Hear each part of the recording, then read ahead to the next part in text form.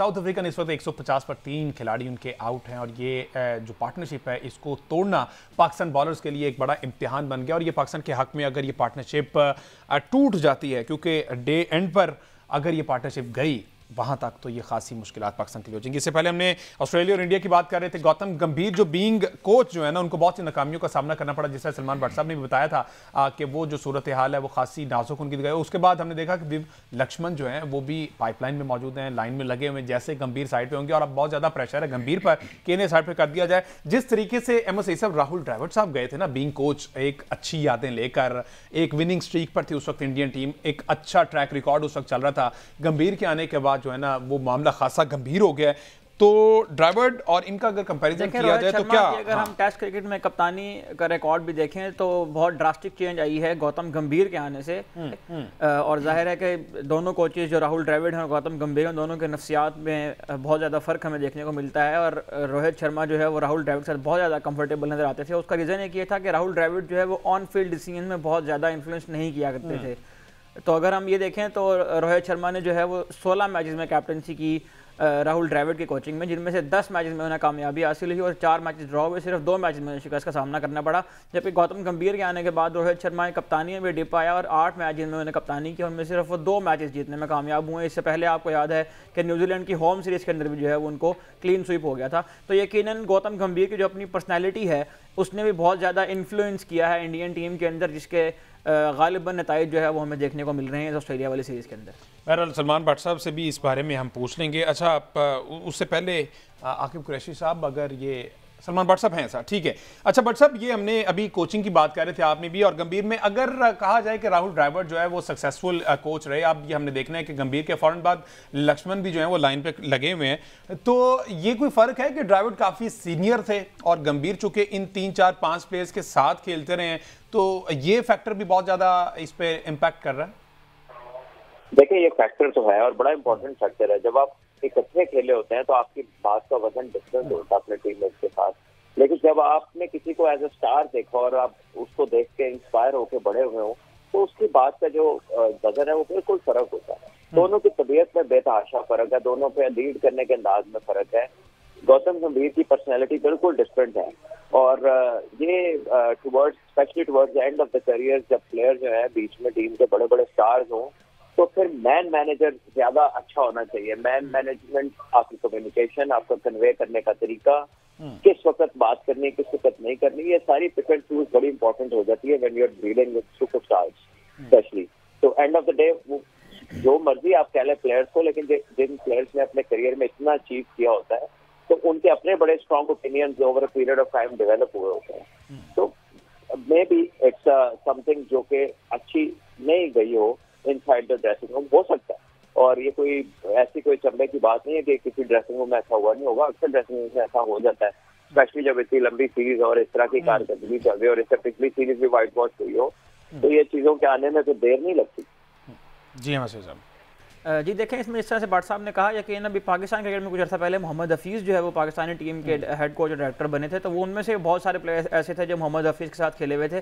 तो यकीन इस सिचुएशन के अंदर जो है वो कंफर्टेबिलिटी का वो लेवल नहीं होता जो कि सीनियर कोच के साथ होता है। बिल्कुल इसी तरह है। अच्छा आकिब कुरैशी साहब, क्या इसमें ऐड कर रहे हैं जी, ये जो मामला चल रहा है? देखें हमजा, जिस तरह गौतम गंभीर को लाया गया था उस वक्त ही इंडियन मीडिया पे काफ़ी तनकीद थी कि गौतम गंभीर कह रहे थे कि A to Z सारे प्लेयर्स जो हैं मुझे अपने कोचिंग स्टाफ जो मुझे अपनी मर्जी का चाहिए। अभी भी आप देख लें मॉर्ने मॉर्कर वो अपनी मर्जी का लेके आए हैं, अभिषेक नायर उनके साथ हैं, रेयान टंडनकोटे, तो सारे KKR के या जो पास्ट में इनके साथ काम कर चुके हैं सारे अपनी मनपसंद टीम लेके आए हैं और हैफ्टी अमाउंट के साथ ही वो यहाँ पे आए। आपको याद होगा कि इनकी तैनाती पे बड़ा मामला चला था कि जय शाह ने स्पेशल इनके साथ मुलाकात की बुला के, और फिर इंडियन मीडिया ने कहा कि इतने पैसों पे आप कोच लेके आ रहे हैं, तो इन्होंने कहा मेरी टीम दें मुझे, मैं अपने मुताबिक चलाऊंगा सारा, तो फिर मामला सीधे होंगे।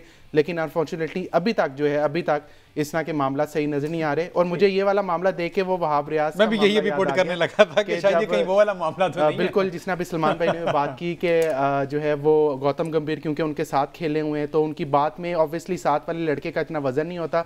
तो वहाब रियाज जब थे तो वो बाबर आजम के साथ खेले, सारे प्लेयर्स के साथ खेले थे, तो मुझे लगता है कहीं ना कहीं ये मामला इस तरह का ही है जितना हमारे पास था। और वो स्टार्ट के दिनों में इफ्तिखार अहमद के साथ भी खेले में मसई साहब 6 छक्के मारे हुए इफ्तिखार अहमद। ये जो मामला था, बहरहाल अभी इस वक्त व्हाट्सएप 167 for 3 है और ये जो पार्टनरशिप है ना वो खासी अच्छी लगी। 95 रन की ये पार्टनरशिप हो गई है, तो कोई इसमें कौन सा ऐसा नुस्खा कारआमद हो सकता है? दूसरा ये बताइए कि नसीम शाह को बाहर करने का फैसला अब इस स्टेज में आपको लग रहा है कि ये ठीक फैसला था?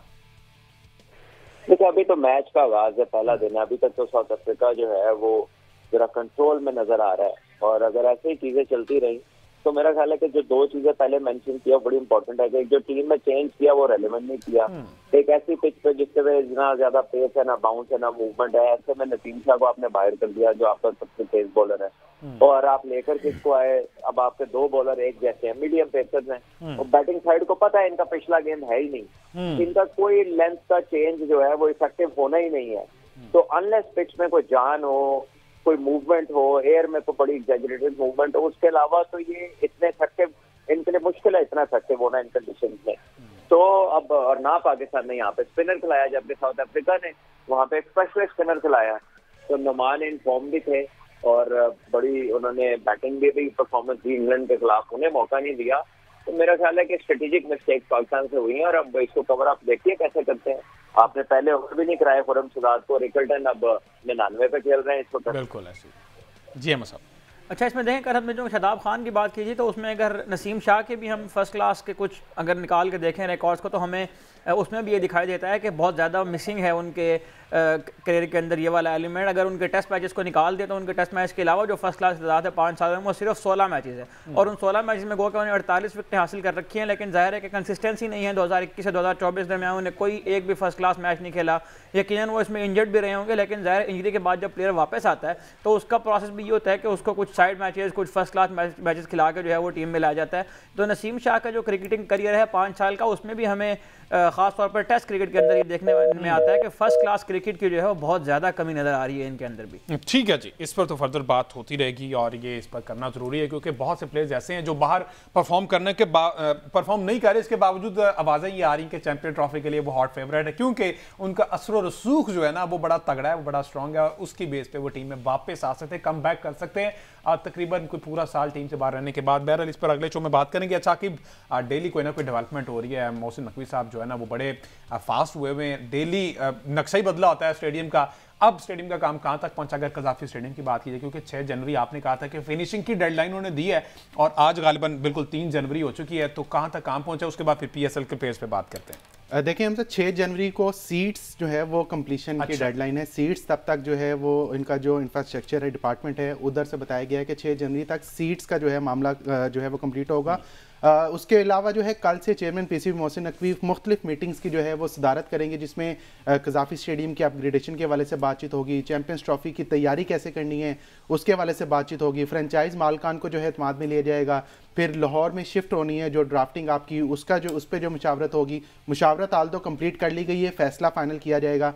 फिर उसके बाद जो है वो आपकी पीएसएल में किस तरह की तैयारी होनी है, वहाँ पर प्लेयर्स जो आ रहे हैं इस वक्त वो सारा जो मामले है वो देखेंगे। तो कजाफी स्टेडियम मेरा ख्याल है बड़ी सही स्पीड से जा रहा है, बड़ी अच्छी स्पीड से जा रहा है, और ये इंशाल्लाह चैंपियंस ट्रॉफी से पहले क्योंकि टीमों का जो ऐलान होना है उसकी डेडलाइन 11 जनवरी तक है आईसीसी को, तो 11 जनवरी तक आपकी तमाम टीमों ने अपने अपने स्क्वाड का ऐलान करना है। उसके बाद आप उसको अल्टरनेट कर सकते हैं, लेकिन आपने इनिशियल जो है प्लान या अपने इनिशियल स्क्वाड आईसीसी को देना, तो उससे पहले मेरा ख्याल है ये सारा कंप्लीट हो जाएगा। फिनिशिंग चल रही है और बड़ी तेज़ी से काम जारी है, 24 घंटे काम जारी है। अगर आप रात को सुबह फजर के टाइम जाएं तब भी उतने बंदे काम कर रहे होते हैं, दोपहर को 4 बजे जाएं तब भी उतने बंदे काम कर रहे होते हैं। तो ऑब्वियसली कंस्ट्रक्शन एक state of the art stadium बन रहा है, जो पाकिस्तान में ये पहली नौयत इस तर्ज का पहला स्टेडियम है जो पूरा रेनोवेट हो रहा है, सिवाय एक मीडिया गैलरी के पूरा कजाफी स्टेडियम रेनोवेट हुआ है। तो एक बहुत बड़ा प्रोजेक्ट है। अहमद सईद साहब, जिस तरह से ये आकिब तारीफें करते हैं, मुझे लगता है कि एक प्रोग्राम हमें कजाफी स्टेडियम में भी उस पर करना चाहिए। भाई तुम्हें खुद तो रोजाना होके आ जाते हैं स्पोर्ट्स लिस्ट की टीम को, आपका स्पोर्ट्स लिस्ट की टीम को आकिब साहब वहां पर इनवाइट करवाएंगे और हम वहां पर प्रॉपर प्रोग्राम करते हैं। इंशाल्लाह आपको जो नेक्स्ट वीक है हम आपको जो है वो स्पोर्ट्स फ्लिक्स के डेफिनेटली व्यूअर्स के लिए जी अच्छी खबर है कि आपको जो अपडेटेड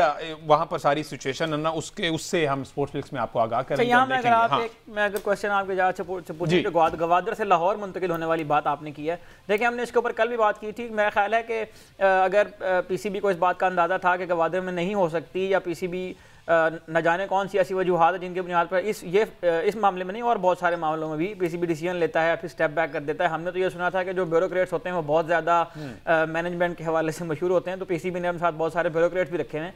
तो इस तरह की जो इनकन्सिस्टेंसी है पीसीबी के फैसलों में, इसकी क्या वजह समझते हैं? एक चीज़ जो है वो डिसाइड होती है, उसके बाद 2 हफ्ते बाद पता चलता है कि उसके ऊपर जो है वो डिसीजन ओवरटर्न हो गया। रीजंस क्या पेश की गई? देखें अहमद, मैं आपको बात बताऊं, नकवी साहब कह चुके हैं कि भाई मैंने जो अगर आज एक फ़ैसला किया ना तो मैं कल उसको चेंज भी कर सकता हूँ सिचुएशन के हिसाब से। ये क्लियर उन्होंने स्टांस उन्होंने लिया हुआ है। तो अगर आप समझते हैं कि फ़र्ज़ करें ये लाहौर में हो रहा है, तो आप ये भी उम्मीद रखें, कोई पता नहीं है लाहौर में ऐलान करके अगले दिन कराची में करवा दें। तो जब आपके हेड जो हैं, बड़े जो हैं, वो कह रहे हैं कि सिचुएशन के हिसाब से हमने चलना है, क्योंकि पाकिस्तान में आपको पता है एक सियासतदान आए थे, वो कहते थे मैं सिचुएशन के हिसाब से यू टर्न लेता हूँ। तो इधर से वो भी कहते हैं कि यार ये यू टर्न नहीं होता, ये बेसिकली सिचुएशन के हिसाब से फैसले तब्दील करना होता है। लेकिन आपकी बात ठीक है कि ये इंटरनेशनल लेवल पे आप लोगों को बात करने का मौका मिलता है, क्योंकि गवादर अब उन्होंने चूज़ किया, आल्दो की एक अच्छी अचीवमेंट थी, बड़ी अचीवमेंट थी, लेकिन मुझसे अगर पर्सनल राय पूछें वहाँ पे आपका टेम्पो नहीं बनना था। आप यही चीज़ अगर लाहौर, कराची या पिंडी या किसी बड़े शहर में करवाएंगे तो क्योंकि इसकी ड्राफ्टिंग है, वहाँ पर प्लेयर्स की इन्वॉल्वमेंट ज़्यादा होगी। वहाँ पे आपको जो है प्लेन के थ्रू आपको 3-4 प्लेन्स करवाने पड़ने थे, ब्रॉडकास्टिंग टीम को लहदा लेके जाना पड़ना था, फिर प्लेयर्स को लहदा लेके जाना पड़ना था, मीडिया को लहदा लेके जाना पड़ना था। सारी चीज़ें जो थी आपकी वहाँ पर मुश्किल थी, लेकिन वहाँ पर एक करवाने का जो फैसला था या जो आइडिया था वो अच्छा था मेरा ख्याल है। लेकिन कुछ भी उन्होंने ये सोचा बाद में होगा कि शायद हम रोड से ट्रैवल नहीं कर सकेंगे, प्लेन से जाएंगे तो हमारा खर्चा बहुत ज़्यादा हो जाएगा, तो यही चीज़ हम लाहौर में कर लें। तो अब लाहौर में ये हो रही है, ऑब्वियसली 6 फ्रेंचाइज होंगी। कल जो है वो रिटेंशन लिस्ट भी आ जाएगी ऑफिशियली तौर पे पीएसएल की, उसमें जिन फ्रेंचाइज ने अपने प्लेयर्स को रिटेन किया है वो भी नाम सामने आ जाएंगे। उससे पहले हम आपको इसी प्लेटफॉर्म से बता भी देते हैं कि क्योंकि हम लाहौर में बैठे हैं, लाहौर कलंदर हमारी होम टीम है। एज अ जर्नलिस्ट तो मेरी होम टीम नहीं है, लेकिन एज अ फैन मेरी होम टीम है।